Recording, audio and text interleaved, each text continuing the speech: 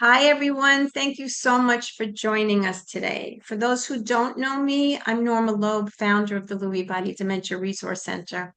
And I am so pleased to have the Resource Center as one of our esteemed board members who wrote the book, I Didn't See It Coming, Scenes of Love, Loss, and Dementia with us today, Mary Lou Falcone. And I can tell you that for those who haven't read the book, it's a memoir about her amazing life, also the journey with her husband, Nikki, who had Lewy body. So I'm going to let Mary Lou start right away. Mary Lou, thank you so much for being here today. Thank you, Norma. Thanks for the opportunity, and thank you all for joining today. As you saw in what was sent to you, the the talk is called "I Didn't See It Coming." None of us do, and this is my journey through love, loss, and resilience. So, what do we all have in common on this call? We're caregivers. At the heart of everything, we are caregivers. Let me set the scene by reading the first paragraph of my book. I Didn't See It Coming, Scenes of Love, Loss, and Lewy Body Dementia. Over the years, whenever I was asked, when are you going to write your book? I would quickly reply, never. Lesson learned, never say never. So why have I reversed my emphatic lifelong resolve? The simple answer, the arc of life has taken some dramatic turns that I didn't see coming, and my heart tells me it's time to share. So, what I'm about to share is my journey as a lifelong caregiver. It's a love story with overarching themes of caregiving, of course, and Lewy body dementia, but also hope and resilience. And I'd like to underscore those two words, hope and resilience. Very, very important words. My adult life, I actually kind of demarcated into three acts. Act one was as an opera singer and a teacher. Act two, a PR strategist in the area of classical music for the last 52 years, representing everybody from Renee Fleming to Van Cliburn, and out of the classical realm, James Taylor, and then institutions like Carnegie Hall, the Vienna Philharmonic, the New York Philharmonic. And now I'm into Act three. Act three is an advocate for caregivers and advocate for Lewy body dementia awareness, hoping to obliterate two phrases. Lewy what? And how do you spell that? As you all know, this is a simple statement, but it's huge. So let's go back to the beginning of my caregiving journey. The year is 1955, and I am 10 years old.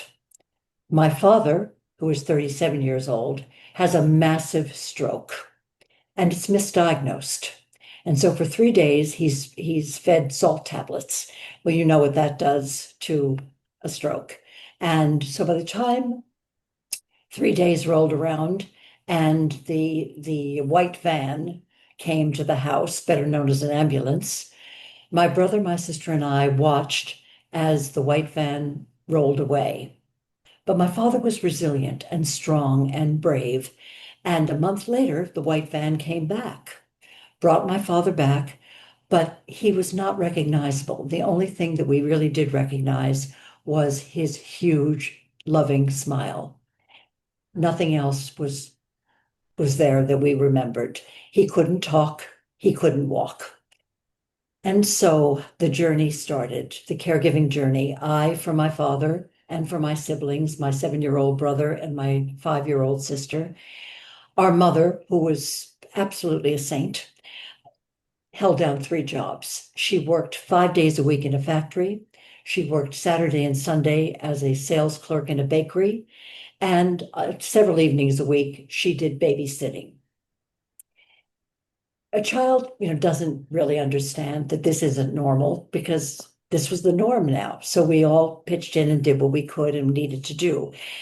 But I had a particular need to express myself.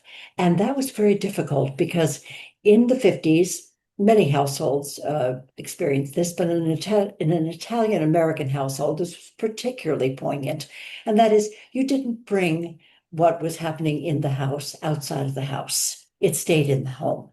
And so I found that when I would sing and the adults in the room would actually tear up and weep, I could say anything I wanted through music because I wasn't using words. I wasn't violating any confidences. I was just expressing. And so music became my lifeline, not a big surprise. And that lifeline served me really well. I was able to then go to the Curtis Institute of Music in Philadelphia on a complete scholarship. I was 17 when I auditioned. At 20, I was on the road as an opera singer. And I was having a wonderful old time doing that and teaching, but it was never quite enough.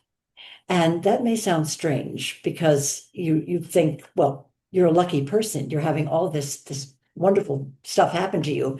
What's wrong with you? As my mother said to me, what's wrong with you? You've got a steady job. You've got all of this wonderful opportunity. But I knew that there was something more, and I knew that my nature was such that I was a caregiver at heart. I didn't really define it that way at the time, but that's what it turns out to be. And so I was with an opera company, and I'd had this wonderful run, 4 seasons in a row with this opera company. In my third season, the general manager said to me one day, Mary Lou, I need your help. We have a major photo shoot, and the public relations specialist is missing in action. Can you come and run the photo shoot? I did it. After that, I came home to my roommates, my singer roommates, and said, "My gosh, this could be it. Public relations." So I said to the general manager, "Would you allow me to give a pair of hands in your PR department when I'm there as an artist in residence for my fourth season?" And he said, "No, absolutely not." I said, "What do you mean, no? Free hands." He said, "No, I have a better idea."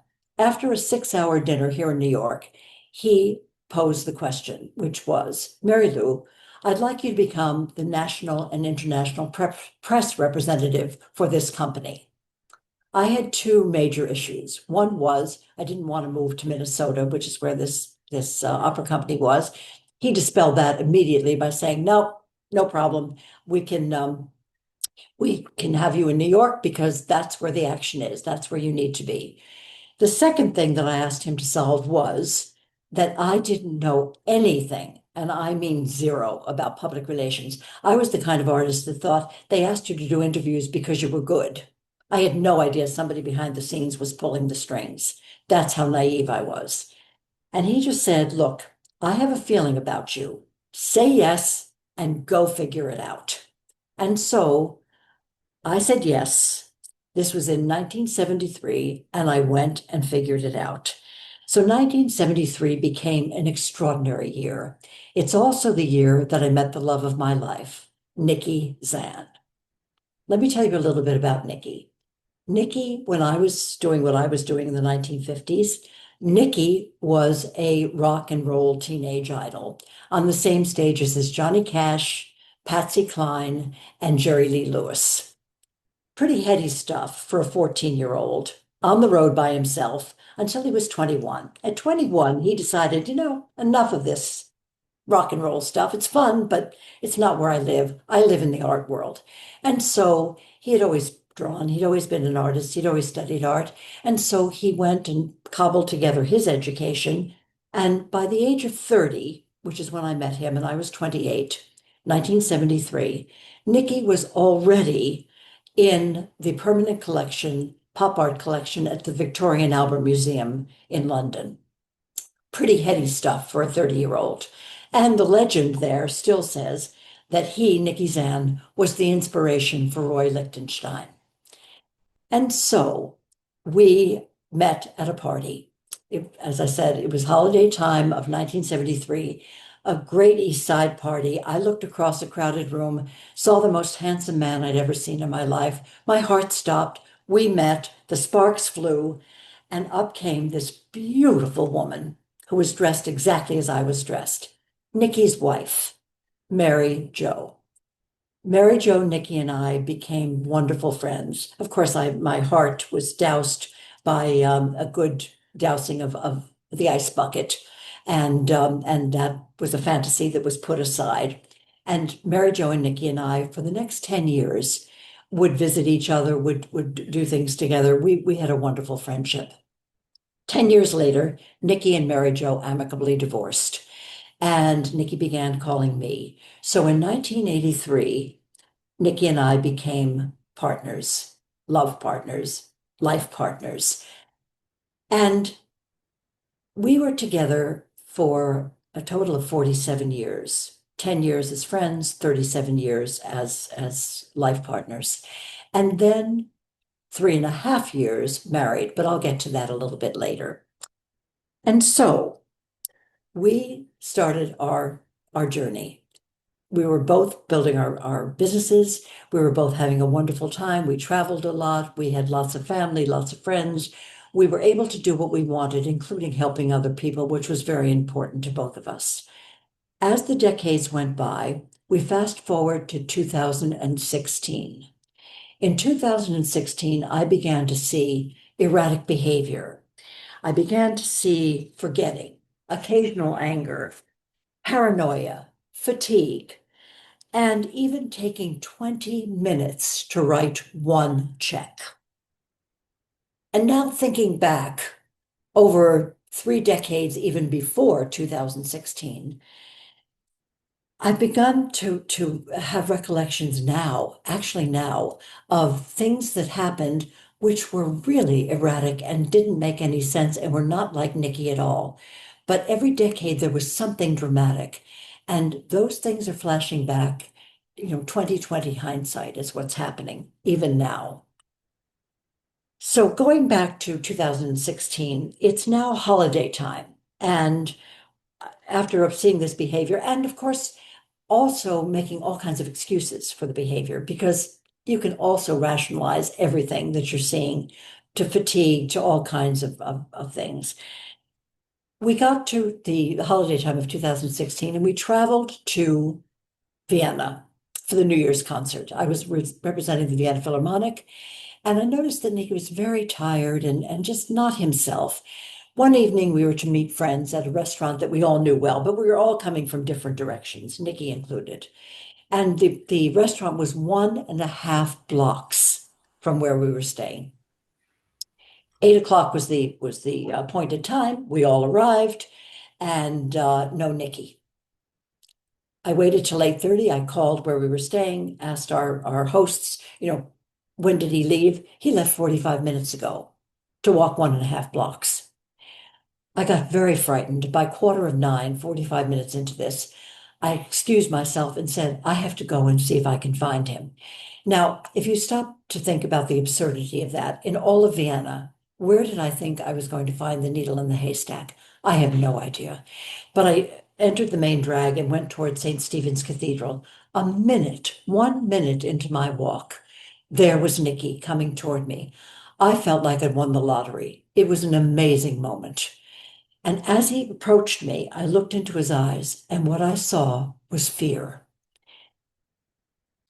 While he barked at me, saying, you didn't give me the address. You didn't write it down. It's all your fault.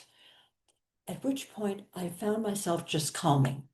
My adrenaline just went totally down instead of up. And I said, Nikki, I am so sorry. Can you please find it in your heart to forgive me? It was a very dramatic moment. He nodded and we went to dinner. Now, needless to say, it wasn't the most pleasant dinner we've ever had together or with friends, but we got through it. From there, we went on to Paris and thought, well, we'd spend 5 days just kind of cooling out. While we were in Paris, Nikki had an episode one evening about 2 a.m. where he was shivering, he was sweating, his heart was racing, and he felt uncomfortable. And I thought, this is weird. But by morning, he was fine, absolutely fine. We got back stateside, And when we returned, he always was fastidious about his health. Every 6 months, he had a checkup. He was good diet, lots of exercise, everything that you would hope someone would do. Went to our doctor and he said, "Oh, by the way, Al, what happened to that calcium score test you had me take 6 months ago?" Our doctor looked it up and said, "Oh my gosh, Nikki, we've got to get you to a stress test right this minute." They sent him for a stress test because the calcium score was supposed to be something like 100. It was over 1,000. It was dangerously high, and they hadn't caught it. The lab hadn't flagged it, which is unconscionable, but it wasn't flagged. So off to the stress test. He went. They called and said somewhere along the line he's had a major heart attack. Well, that major heart attack was that night in Paris several weeks before. So off to a cardiologist we went. The cardiologist said not to worry. This is pretty standard. You have these episodes. You probably need meds, maybe stents at the most, but nothing more than that, I'm sure. I had the worst feeling in the pit of my stomach. I knew something was dramatically wrong. And so I said to Nikki, after 34 years of being together as a couple, "Nikki, will you marry me?" And he said, "Mary Lou, it's only been 34 years. What's your hurry?" Typical Nikki humor. But I told the truth, except I omitted one segment. What I said was, "We are in our 70s. We're very much in love. Why don't we just get married?" What I omitted was, "I am so afraid that something is dramatically wrong, and I want to be able to protect you. And this is the way I can protect you." And so in February, there were what I call the three-day trifecta. On the 13th of February, we were married in City Hall. On the 14th of February, we were at Mount Sinai Hospital for an angiogram. On the 15th of February, Nikki was in for triple bypass surgery. The hallucinations were ferocious. The operation was very serious. He told me that he was going toward the white light, but he said to himself as he was coming back, "I can't leave Mary Lou. We've only been married for 3 days." And so he came back. The hallucinations didn't stop, but I didn't know that. The energy didn't come back. The fatigue was enormous. It was really pretty serious and kept on with the seriousness of it. When I mentioned this to our doctor, he said, "This happens. Do not worry about it. It takes a year for these things to come back. It's normal. Just stay with it. It'll be fine." Over a year into this, it wasn't fine. Everything was actually going downhill. And I switched doctors. Our doctor, whom we'd had for 30 years, was a genius, a beautiful man. We loved him, but he was also in his 80s. It was time to change. We switched to somebody that we both trusted, and he was very thorough. And by the time we got to October of 2018, I said to our then new physician, "I think it's time for an MRI." And he said, "Let me watch for another month." In that month, Nikki and I traveled to Stockholm, Sweden. When we got to Stockholm, well, when we got to the airport, Nikki couldn't figure out how to get through the metal detectors. When we got to Stockholm, Sweden, he couldn't figure out how to get from the front desk to our hotel room. It was pretty serious. And I was there working on a huge project, which was for the Birgit Nielsen Centennial, and I had to be on call 24 hours. And so Nikki was invited as a guest by the organization. And I realized that we had made an enormous error by inviting Nikki to come along, but there he was there. And so we worked out a routine. In the morning, I would take him down to breakfast. He'd have a big, hearty breakfast. He'd come back and he would sleep all day. By 4 or 5 in the afternoon, I would come back. We'd get into our black tie attire for the evening's festivities, and Nikki would turn on. It was like showtime, which is exactly medically what it's called. It's called showtiming, where you become 100% yourself and you're there, you're present. Nobody knew anything was wrong except for me. We got back stateside after 3 days of this kind of a routine, and it was frightening. And I called our doctor and said, I think it's time for the MRI. By January of 2019, the MRI took place. It showed something that I think was pretty horrendous, and that is age-appropriate deterioration. For me, what that meant was we have no idea what's wrong, but we'll watch this. Well, that's not good enough. I'm sorry. And so I said to our doctor, what's next? He didn't miss a beat. He sent us to a neurologist out of network. And the neurologist did a cognitive test, the kind we all take, watched Nikki walk, ordered a REM sleep test, which we actually got that night, which was a miracle, but there was a cancellation. So we got the REM sleep test. And a couple of weeks later, got a DAT scan, which is when they inject dye into the veins, and they can then from the dye through an MRI type process tell where damage has been done in the brain. With all of that together, on March 1st, we went back for the final diagnosis, which was Lewy body dementia with Parkinsonian aspects. As you all know, this was a miracle to get it on the first try. That doesn't happen. We got lucky. When we went into the waiting room, I said to Nikki, this is not what we expected. And he looked at me and he said, no, it's not. And he knew what it was because a friend of ours had died from it 3 years before. He said three things. The first thing was, we have had a great run. We cannot be sad. Those are words that I live by every morning. The second thing that he said was, I know the going is going to get very, very rough. Please help me to keep my dignity. And the third thing was, I've always wanted to meet your father, and now I'll have my chance. My father died in 1981. And so that was Nikki's way of telling me he knew that he was dying. We went back for a follow-up visit, and I had, of course, my list of questions, as we all do, right? I had done my homework, I'd done my research, I had barely been able to spell Lewy, but I found some information, not a lot. And I went back with my questions and said to the neurologist, please, these are my questions. Sent Nikki out of the room so that he would feel more comfortable answering me. He wouldn't answer one question, not one. I felt like a balloon whose string had been cut, and I was just left to float into the stratosphere. I didn't know where to turn. I didn't know what to do.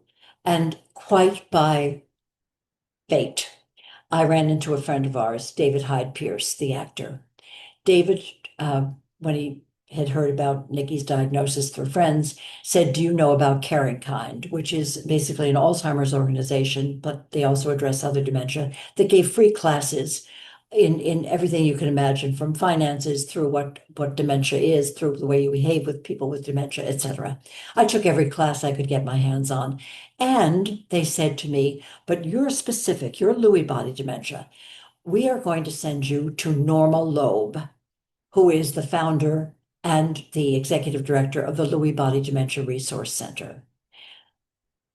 I called, Norma answered the phone herself, and the rest is history, because Norma and the organization and my fellow caregivers in our caregiving group became my lifeline. And so our Lewy body journey started. At first, there was acceptance. Nikki was very accepting of his diagnosis, of what lay ahead. And then he came up with, I am going to beat this. I'm going to be the one that beats this. And we all know that right now, at least currently, that was not possible. And so I asked permission to tell our friends about what was happening so that I could enlist their help and their aid and wouldn't have them wondering, what the heck is going on? What is he saying? What is he doing? Better to bring people closer, let them understand. And I would go so far as to do a tutorial, before we would meet friends for lunch or whatever, because I still wanted things to be social, small groups, no more than two other people, which I found was very helpful. Large groups didn't work, small groups did. But before I would meet with our friends, I would tell them things like, when Nikki gets stuck and he's not able to answer or he stops mid-sentence, allow the silence for a few seconds. I'll then join in and help either reroute the conversation and or help him answer whatever's most appropriate. But please don't try to finish his sentences. And also, if you could avoid saying, "Oh, don't worry about it, Nikki, that happens to me all the time." People with Lewy body, as you know, get very, very agitated by those who don't understand what they're going through and will say things like, that happens to me, that it's normal, but it's not normal. And a person with Lewy body is cognitively aware in those moments. They know what's happening. So you have to be very, very careful to not offend and to keep it on an even keel. And so that's why I totally advocate asking permission to let everything be known. Also, whenever possible, I would give Nikki the choices. Do you want, and usually two choices. Do you want to do this or that? Do you want this to eat or that to eat? That seemed to work. The first year, 2019, from March on, there was a curtailment of travel. Again, I gave Nikki the option. Do you want to travel? Do you not want to travel? He didn't. So we stopped all that. We modified activity and we made every day count. The day came in the fall of 2019 that I dreaded. And that is Nikki came home. He had gone to the post office. He came home and he had a black eye and he was bleeding. He had had a very bad fall. Couldn't remember where he'd been, couldn't remember if anybody had helped him, but he found his way back, which was a miracle. And so now I knew that I had to trade his independence for togetherness. And I said, years ago, you said you wish we could spend every waking hour together. Well, guess what? Now maybe we can. I can rearrange my schedule. We can make things happen. And with a little advance notice, we can do everything you want, and I can be with you. And so that's what we began to do. And that worked until it didn't work. I'm sure you've all been there in some form where the honeymoon is over and you need to then employ other methods of keeping your loved one safe. And I was no exception. There was great frustration on my part, on his part. But now it had to be about him. And I was watching as it took him 2 hours to dress and shower every morning. I would peek around the corner. I wouldn't interfere because, again, letting him do what he could do was incredibly important, giving him the options to be as independent as possible while safe. Safety was paramount in this. And one day I remember just going in and he wasn't ready. We were going out to lunch with friends. We had about 10 minutes before we had to leave. And I said, "Oh, come on, Nick, you need to hurry up. Let's get ready." And he looked at me and he took my shoulders and he said, "Mary Lou, don't you understand? I'm dying." It took my breath away. I never did that again. I never hurried him. I made it totally about him because it had to be. And I realized in that moment my mistake of trying to make it what I needed, not what he needed. So it was a very hard lesson to learn, but it got learned really quickly. A year into the diagnosis, now we're into 2020, March of 2020, and we all know what happened in March of 2020, COVID. And we were locked down like everybody else. For us, it was a blessing. It wasn't a hardship because we could spend 24/7 together. I could rearrange my schedule so I could do my work anytime I felt like it. Midnight was fine. If he was sound asleep, it all worked. And I was grateful. I was really grateful for COVID. But he started to go downhill pretty quickly. And at the end of March, something ticked him off. He was angry about something. And he screamed at me, which he never did. And I left the room. I just thought, let him calm down. There's no rationalizing whatever's going on. I left the room and I went over to my office, which is across the hall from the apartment that we lived in. And I began to just work. And about a half hour later, he came in with a drawing. It was the last drawing that Nikki ever did. But the drawing was of the two of us. It was a cartoon of the two of us standing masked. And the balloon over his head said, "I'm sorry. I know you were only trying to help me. Please forgive me." I keep that framed on my desk because it's a reminder of how important patience is in all areas, but especially when you're dealing with someone with dementia. The downhill cycle continued, and by May, Nikki had actually written a poem that described his descent into Lewy body dementia. I didn't find this poem until 3 months after he died, but I read it to you now because it is the clearest example I have ever heard of from the person himself of what it felt like to be overtaken by Lewy. And it reads as follows. By the way, in addition to the other talents he had, Nikki was also a writer. He wrote for Esquire, among other publications.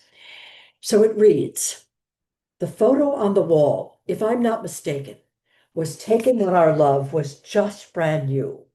It was not long ago when we were making the plans to love each other strong and be true. A devil in our home used deception to corrupt the loyal angel that my heart knew. An instant into this cruel and hateful reception, vengeance replaced the heart that once beat true. With blinding rage and searing pain, a ready knife filled my hand. I thrashed with intent, cutting them down, and never was the same again. While I wait for my date with the hangman and his chore, and by chance I see that my reflection, that less than human sight that haunts each tortured night, that stranger in the mirror is me." That took my breath away when I read it. As I said, it was a couple of months before he died that he wrote it. By June the 7th, 2020, which was Nikki's 77th birthday, good wishes flooded in from all over the world, so many that it fatigued him. He actually slept for an entire day after that. The descent was steady from then on.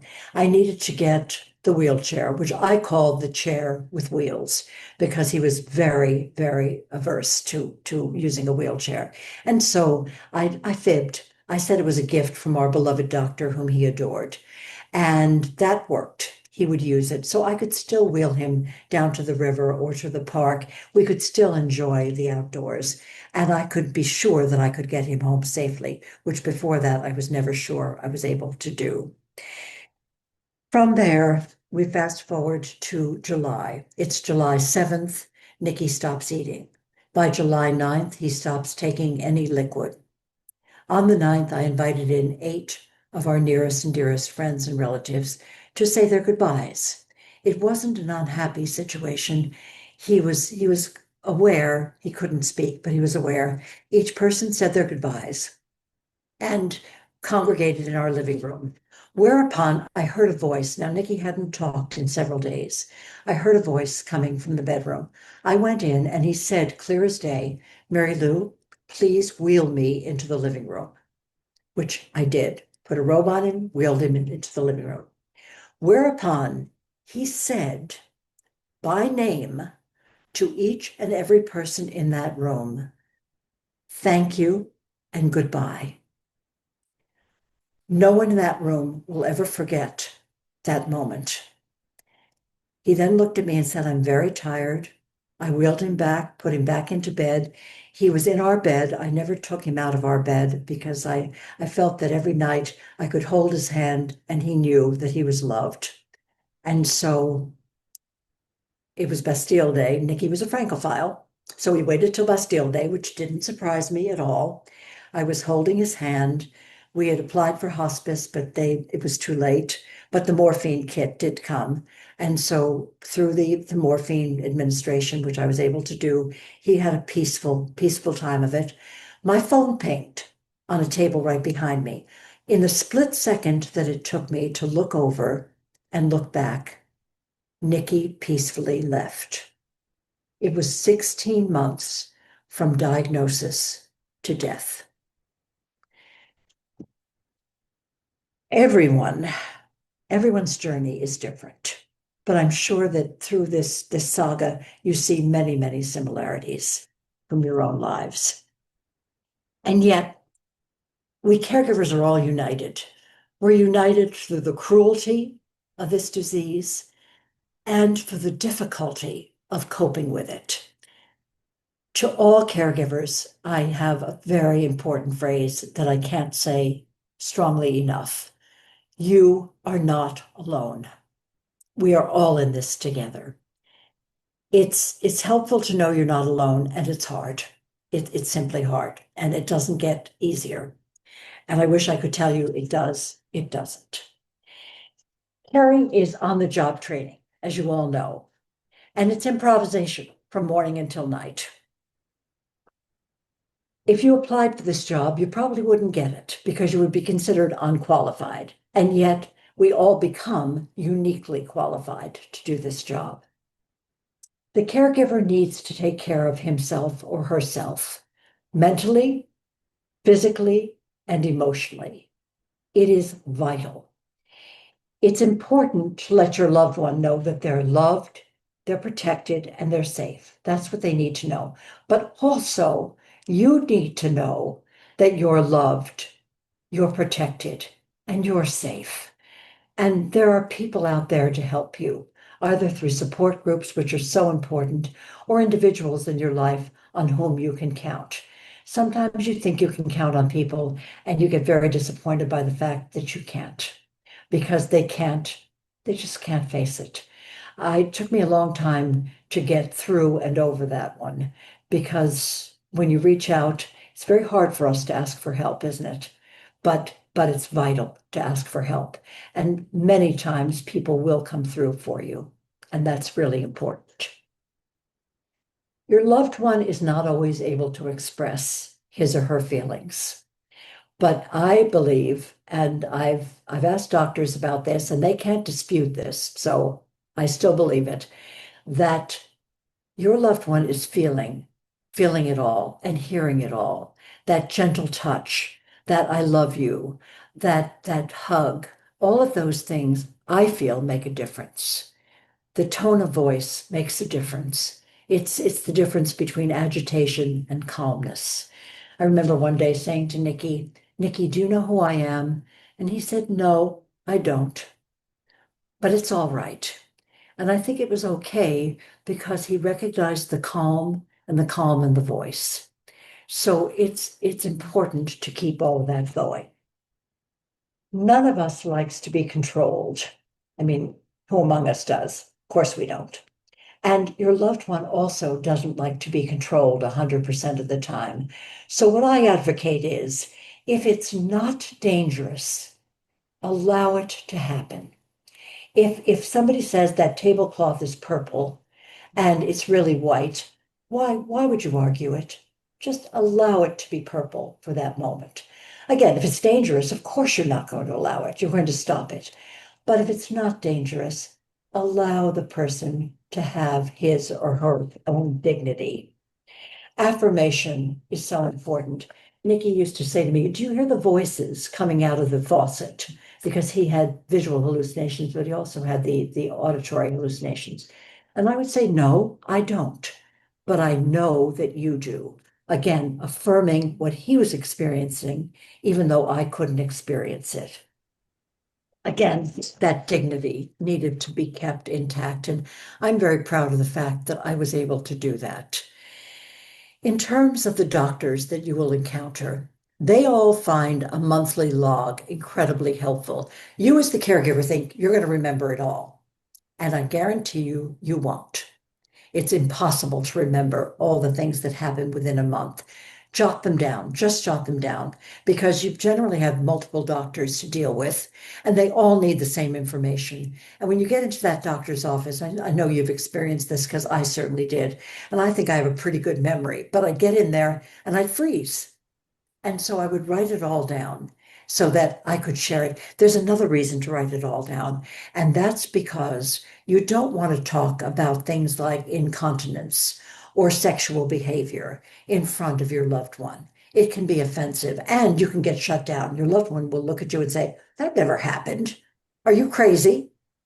So easier to write it all out, send it through the portal to your doctors, and or bring it, type it out and copy it and bring it to your sessions. The doctors are incredibly grateful for that, and you will be too, because your time will be spent actually productively used rather than arguing the points that you wanted to make.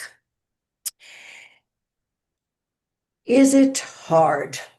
Is our journey hard? You bet it is. And we need to acknowledge that. It is very, very hard.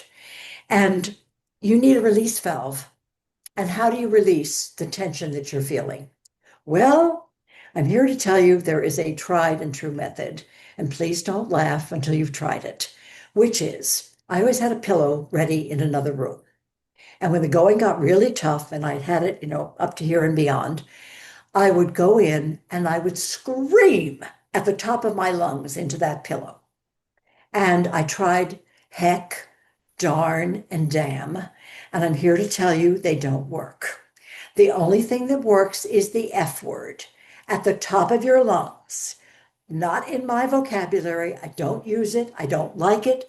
But boy, does it release the tension. And after I screamed into the pillow, muffled, nobody could hear me, I would then have a lavender sachet, and you can use a lavender bar of soap just as easily, next to my pillow, and I would inhale that, a big, deep yoga breath. And I'll tell you, everything relaxed. The shoulders went down, the heart stopped pounding, you relaxed. And then you could go back into the lion's den refreshed until the next time you used it again. Support groups are vital. I'm not a joiner by nature, but boy, am I happy I joined the Lewy body dementia support groups. They were my lifeline along with Norma. It was an incredible journey that I could not have faced on my own. I'm a pretty strong person, but without those groups, I couldn't have done it. So I say thank you. Again, you are not alone. It's really important to know that. It's important to ask for help.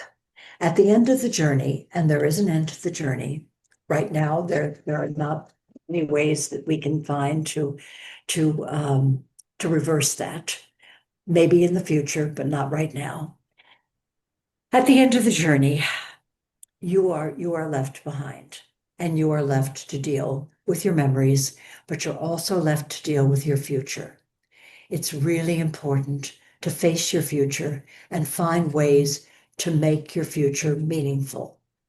I chose to write a book, be an executive producer on a film, and be out there lecturing about Lewy body dementia. Each person finds his or her own way. It's incredibly important to keep living, to keep striving, to keep occupied, and to keep the memories, the beautiful memories alive, because they are there. They are there at the end. So Nikki's life counted, and I needed to find a way to make his death count and perhaps be an inspiration to others. That's the path I've chosen. And so I end this by saying thank you all for listening. And now I'll entertain any questions you have. And may I add that there is no question that is off base. Every question is a question that can be asked. Thank you so much, Mary Lou. Thank you, my friend. Who would like to ask a question first so we can do this? Anybody have one? I know that's a powerful talk. Mary Lou shares a lot that's not easy to hear, but she also has a lot of helpful information and even more in the book, of course. Does anybody have a question? Yes, Sylvia. Hi, Mary Lou, thank you so much. I also am a trained singer and used to perform, so I enjoyed hearing you. Welcome to my club. Exactly. Question for you is, my relationship with my husband was never as loving as yours was clearly with yours. And sometimes it gets really hard to care for him. uh, because he was never very loving or generous or caring. And I'm not sure where I'm going here. I would love to do all the things that you were able to do with your husband, but I don't know how because it was never a part of our relationship. And we've been married 37 years. That seems to be a magic number today, 37. Yeah. I think that what I would say to you is I hear what you're saying and I understand what you're saying. And I think that you need to take care of yourself right now first. You need to love yourself and you need to find the loving relationships, whether it be from friends, outside of the caring that you're doing. You're doing your caring out of a sense, I'm sure, of a type of love. It's a type of love that says, I am responsible, I made a vow, and I'm going to follow that vow. I think it's incredibly important that you continue to do that with as much openness and tender loving care as you can. However, you need to protect yourself and you need to find those resources that are going to give you the kind words, that are going to give you the hug, that are going to give you the space to realize your value and your worth. Thank you. Who else has a question for Mary Lou or comment? Nancy? Hi. Oh, thank you so much. I just really appreciated the depth of what you shared, and I really got something out of I with my mom and her delusional stuff. I'm always kind of not really correcting, but she'll say, "What about all these other people?" And I go, "Well, it's just you and me." I'm constantly doing that. But I like what you said about I will say something like, I don't know, I don't see other people here. But to say, but I know you do, that would be the extra thing that I'm going to add. Good. I don't know if that'll help her move on, but would it kind Well, of then he'd go to another subject or yeah, I think that it will help you for sure to not be not being correcting? admonishing, of her in any way. It's so hard because you don't see it, you don't hear it. I totally get that. But adding that might help her a little bit. And then try to divert, try to change the subject after that. It's kind of helpful. Or tell a story that she likes hearing, or something that just is a diverting mechanism. But I think the adding of, but I know you do, is an affirmation. And I think that our loved ones with Lewy body need to be affirmed as much as they can be, because they must be frightened, trapped in this in Lewy. And also, when the tough moments come or the ugly moments come, and they are ugly, let's face it, you just need to acknowledge ugliness is ugliness. But when those moments come, it's not your loved one speaking. And I always gave it a name. It was Lewy. It was Lewy talking. That wasn't Nikki. That was Lewy.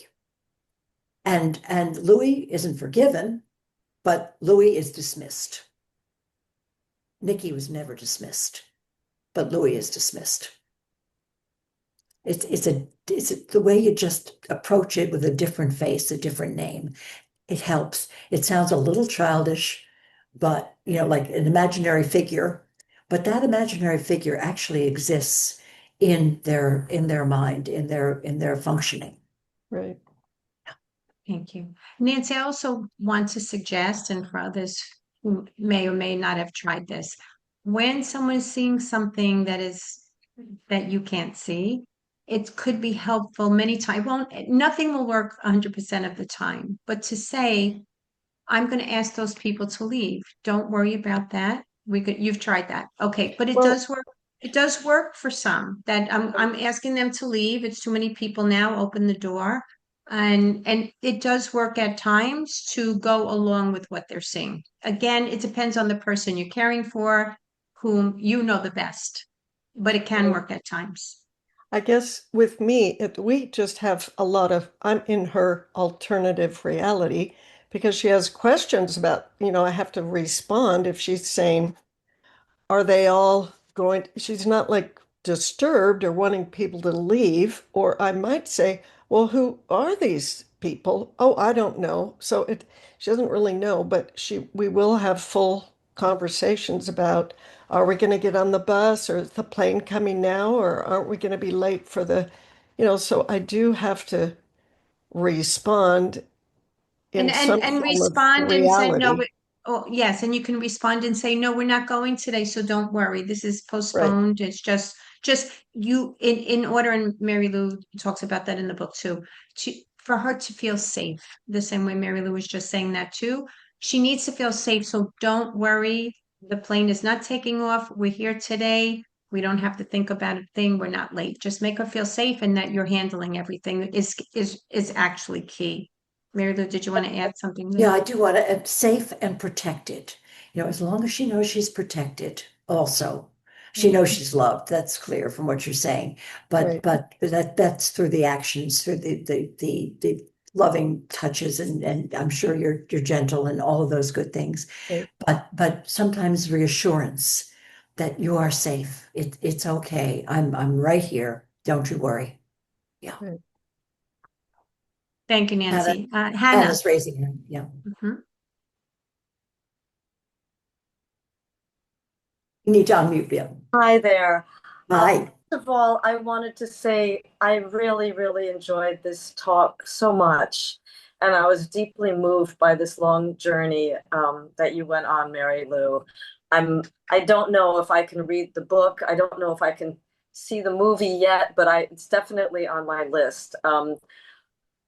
I My father died of vascular dementia and hippocampal sclerosis in 2014, and he was diagnosed with Alzheimer's. But I had his brain donated to the Alzheimer's Disease Research Center at Columbia University. And I'm so glad that there's just so much more research that's been done in these past 10 years, and it's not so hush hush as it used to be. Um, I just wanted to add, I don't want to dim anyone's light here in their, books and movies and things that they're doing, but I'm a filmmaker too. And your last discussion about hallucinations and flashbacks and seeing things, I captured my father on film. I made a movie about the last 3 years of his life. I'm a musician and I'm a filmmaker, and I have a movie that's online now that I would love to share too, because you can see him thinking he's in the car that he was driving when my mother died. And I had a very hard time getting him out of that car. And I did not know that the film would be about this, but I have hours and hours and hours of footage that I had to boil down to just a few minutes. And I had to deal with things like that while he was dying. And I really, really feel for you, whoever you are who is going through it right now, because I remember I had no life back then. I just had my father and the diapers that I changed and my music students. And then I eventually started singing the music of Joni Mitchell, but I had no life. I was miserable. And if it's any help, or it provides anybody with any kind of reassurance that you're going to get through this and you're not alone, I welcome you to watch the film. It's called My Father's House, A Journey of Love and Memory. It's on a website called Terra Nova Films, terranova.org, which is a distribution company for all these films about aging. And it was made for people like you to not feel alone. I'm not here to sell my movie. I really didn't even think I was going to mention it. I wanted to meet Mary Lou and I wanted to know this group. But when somebody mentioned that, you know, what do I do when this person is in another world? Yes. And there are these other people in the room, and he's asking me to give them water too. You know, don't forget, there are other people in the room. I remember it like it was yesterday, and it's bringing tears to my eyes because I really understand what you're going through. So if it helps to see me and my father on screen and our 3-year journey, that just the last 3 years of a very long journey of mental illness, it was made for you. So that I don't want to take Thank more you, time. Hannah. Thank Also, you for Hannah, that. I have to say thank you for donating his brain, because what is not widely known right now is that Alzheimer's brains are very often given for autopsy, and they're finding between 60 and 90% of those brains autopsied for Alzheimer's have comorbidity with Lewy body dementia, meaning they both exist at the same time in those brains. And that's a very high number. So our number of 1.4 million people with Lewy body dementia is very low. It is far greater than that number, but the statistics haven't caught up with us yet.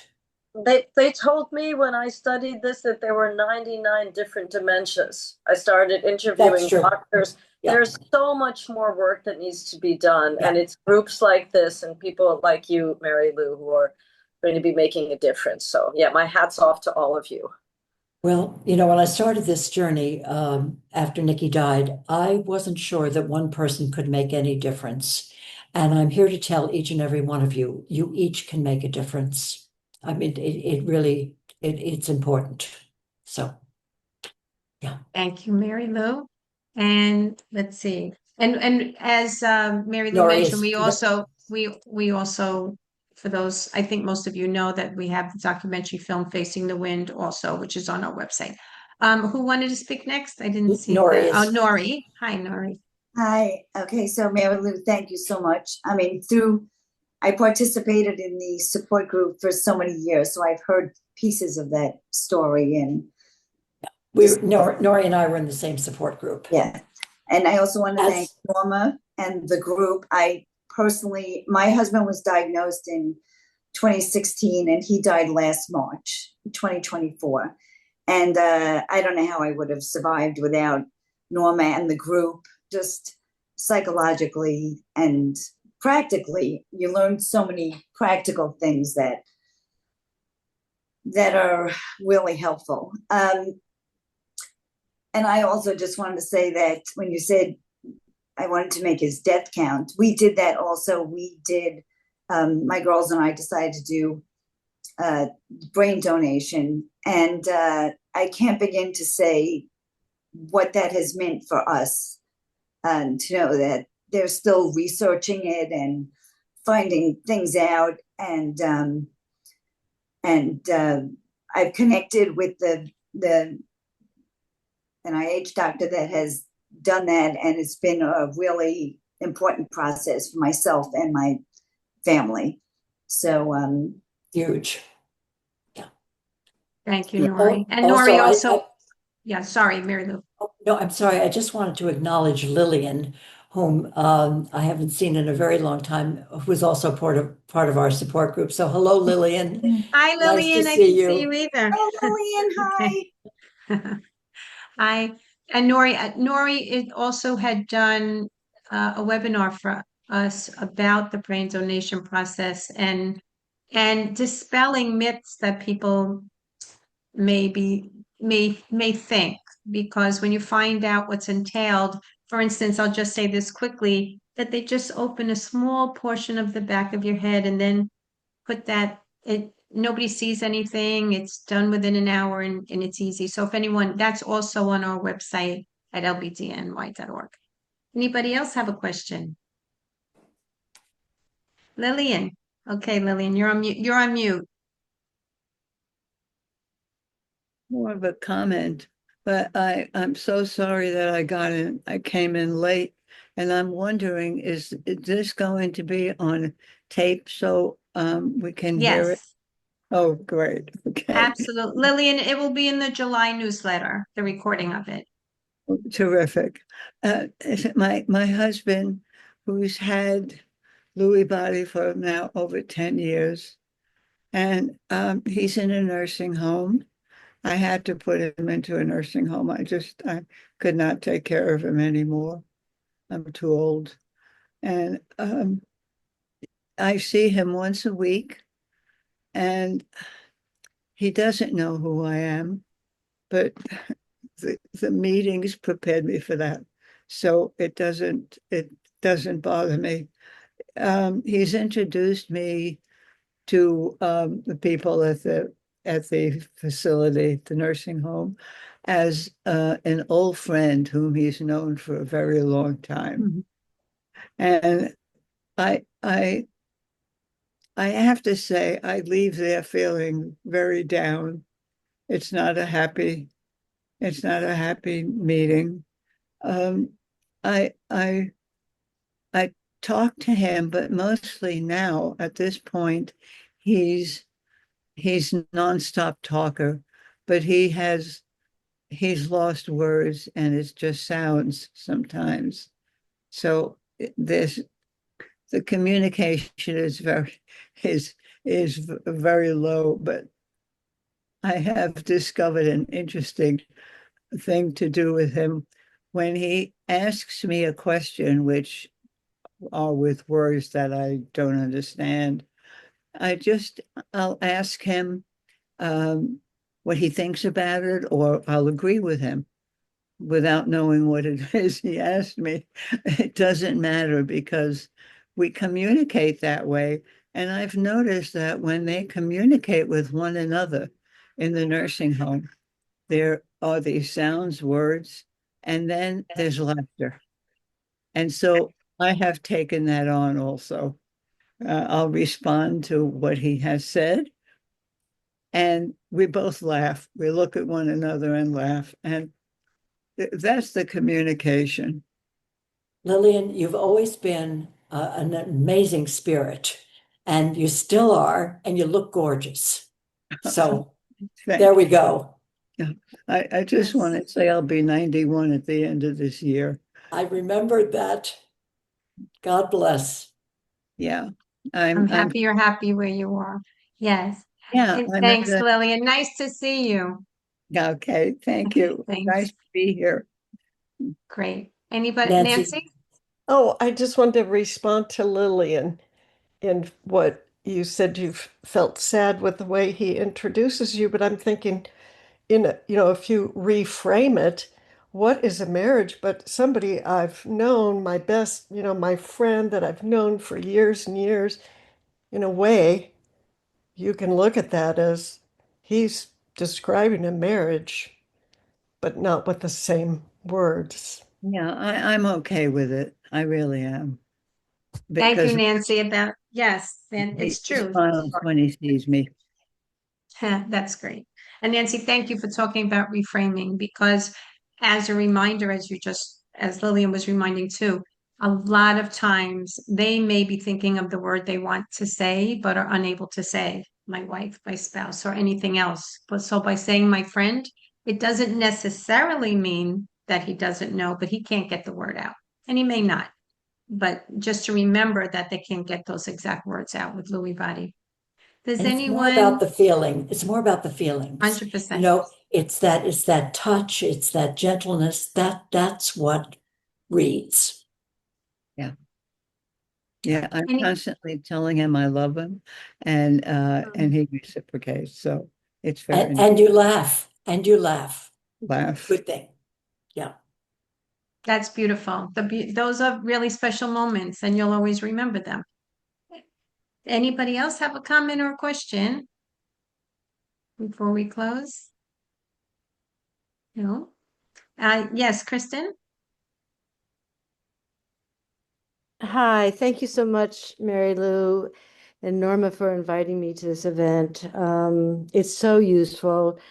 My husband is diagnosed with Parkinson's, so it's a little different, but not, it's the same family. It's the same big family. And I guess I'm so grateful, Mary Lou, you've been in my life for, I was just thinking, 40 years. Yeah, yeah, it's true, Kristen. Yeah. We're in the same business, but I Business, yeah. I guess my comment is I have to every day find a way to refresh myself, like not let those triggers get me right back into, oh gosh, here we go again, or gosh, I've been through this with you already, that sort of thing. It's like I have to find a way, whether it's talking to a girlfriend or coming to a group like this or taking a walk or finding, at Mary Lou, and I talked about this a couple of weeks ago, a touch or something that says I love you that you can't necessarily say. But my biggest, I live in the countryside, so my biggest issue is refreshing myself within isolation. And I'm right now really trying to work on that. So I appreciate these conversations. Thank you. And if I may say, Kristen also has an added situation in that the countryside is not in America, it's in Europe. So that makes it even more isolating and all the more reason to reach out to any of us at any time. Thank you.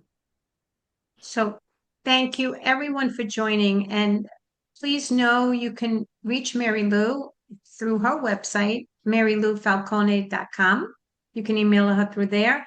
You can also go to the Lewy Body Resource Center, lbdny.org. Send an email to me at norma@lbdny.org to connect with Mary Lou, to be sure that you are getting our information, that we are available by helpline 365 days a year. And we have information now in 9 languages, and the support groups are available nationally, also internationally. For anyone, Kristen, if you know anyone who's dealing with someone with Lewy body, they can join us as well. We welcome everyone. So please, please know you're not alone. We're here for you, and do not hesitate to contact us anytime. Okay. Thank you so much for being here. Mary Lou, thank you very much. Thank you, everybody. Wonderful to see you all. Lots of love. Thank you. Thank you. Bye, everyone. Bye.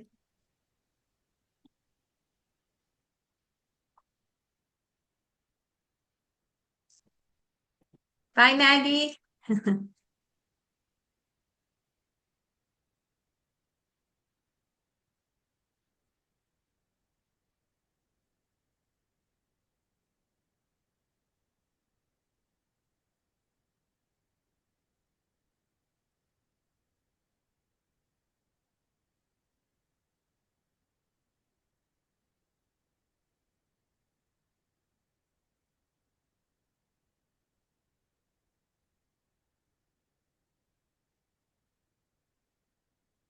Did you stop the recording? Thank you. Let me just check her. Thank you for that.